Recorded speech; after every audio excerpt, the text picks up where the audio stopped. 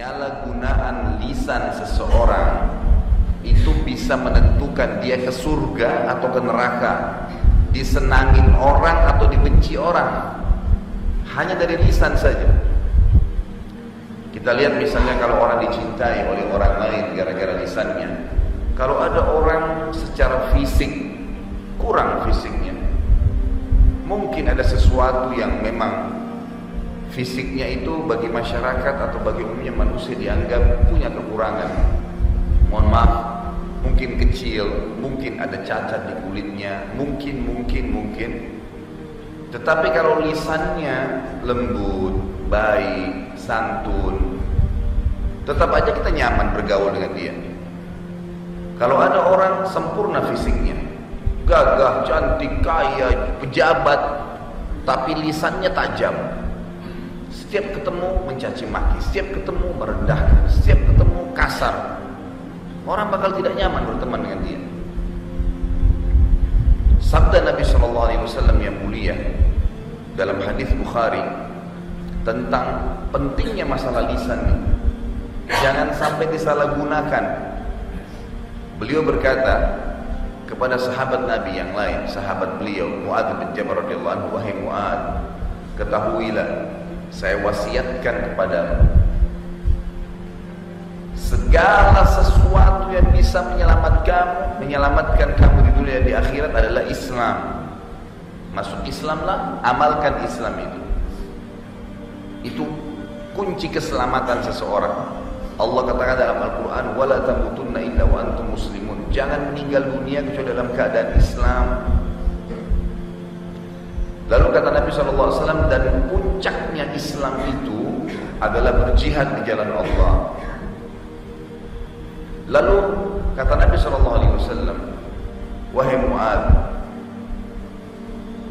apapun perbuatan yang kamu lakukan yang bisa mendatangkan ridha Allah, lakukanlah. Dan apa yang bisa menahan murkahnya Allah, jauhilah. Maukah Mu'adz saya sampaikan kepada kamu sesuatu yang justru merusak itu semua, atau malah menjaga semua itu? Islammu bisa baik, kamu siap berjihad, kamu juga akan selalu dalam naungan dan ridha Allah, kamu juga akan jauh dari murkahnya Allah. Kata Mu'adz, tentu ya Rasulullah. Lalu beliau memegang lidahnya, ditarik, sambil beliau berkata, kuffu anka hadza, jaga ini darimu, ini yang bisa merusak. Di dalam hadis yang lain riwayat Bukhari, seorang sahabat berkata, ya Rasulullah, Islam ini sudah banyak sekali ajarannya, coba ajarkan saya kesimpulannya Islam itu, supaya saya langsung faham apa itu Islam. Jadi saya mudah untuk mengamalkan. Ada satu kunci, pintunya apa sih, supaya saya bisa langsung, oh iya ini maksudnya Islam, nanti saya gampang amalkan. Kata Nabi SAW, qur rabbi Allah thumma istaqim. Ikrarkan dengan fikiranmu, dengan lisanmu, yakini dengan hatimu, Tuhanku hanya Allah. Enggak ada yang menciptakan langit, bumi, udara, air, batu, tumbuh-tumbuhan, pergantian siang malam, turunnya hujan, apapun yang di langit dan di bumi, di kedalaman lautan, yang kelihatan dengan tidak kelihatan oleh panca indera manusia, yang ciptain, yang urus, yang ngawasi, yang musnahkan Allah. Ikrarkan itu dengan lisanmu, ikrarkan di fikiranmu, yakini dalam hatimu, kemudian istiqomalah. Apa yang Allah perintahkan, kerjakan. Apa yang Allah larang, jauhi. Istiqomah di situ. Apa yang dihalalkan, nikmatin. Apa yang diharamkan, jauhi. Itu kata kuncinya.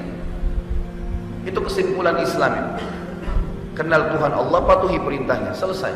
Sampai kamu mati. Lalu sahabat ini cerdas, dia bertanya, ya Rasulullah, saya sudah tahu sekarang pintunya. Kira-kira apa yang bisa menutup pintu itu?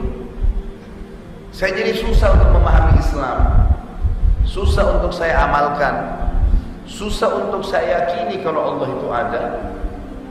Nabi SAW sama perilaku hadis yang pertama, menarik lidah beliau sambil berkata, "Hadza, ini nih yang buat kamu susah. Bisa karena lisan ini kamu bisa istiqamah di agama Allah, bisa juga ini yang membuat kamu susah untuk mengamalkannya." Salah satu dari dua nih. Hadis yang lain Bapak Ibu sekalian, riwayat Imam Muslim, kata Nabi Muhammad SAW, "Idza asbaha ibnu Adam," kalau tiba anak cucu Adam pada pagi hari kayak sekarang kita lagi alamin di subuh waktu seperti ini, kullu a'da'ul jisim tukaffirul lisan, semua anggota tubuh manusia itu berbicara pada lisan. Mata kita, telinga kita, tangan kita, kemaluan kita, kaki kita, semuanya berbicara pada lisan kita, tapi kita nggak tahu bagaimana itu. Semuanya menghardik lisan. Karena ini sudah mau beraktivitas. Mereka semua berkata, kata Nabi SAW, "Ittaqullaha fina." Wahai lisan, kau harus patuh kepada Allah terhadap kami. Ini istaqamta, istaqamna. Kalau kamu lurus, kami ikut lurus. Wa ini wajajta, wajajna. Kalau kamu menyimpang, bengkok, kami pun ikut-ikutan. Sabda yang lain kata Nabi SAW,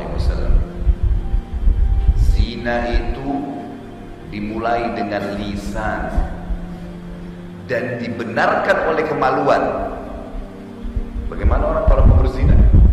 Ngobrol, mulai ketik SMS, mulai WhatsApp, mulai BBM, mulai telepon, lisan, nanti dibenarkan oleh kemaluan. Beranjak daripada lidah seseorang. Ini hal mendasar yang harus benar-benar kita ketahui. Nabi Muhammad SAW di hadis yang selanjutnya juga riwayat Bukhari Muslim mengatakan, "Man kana yu'minu billahi wal yawmil akhir falyaqul khairan aw liyasmut." Siapa yang mengaku beriman kepada Allah dan hari akhir, betul-betul tahu Tuhannya Allah, dia yakin la ilaha illallah, enggak ada yang ciptakan apapun yang di langit dan di bumi kecuali Allah, gitu.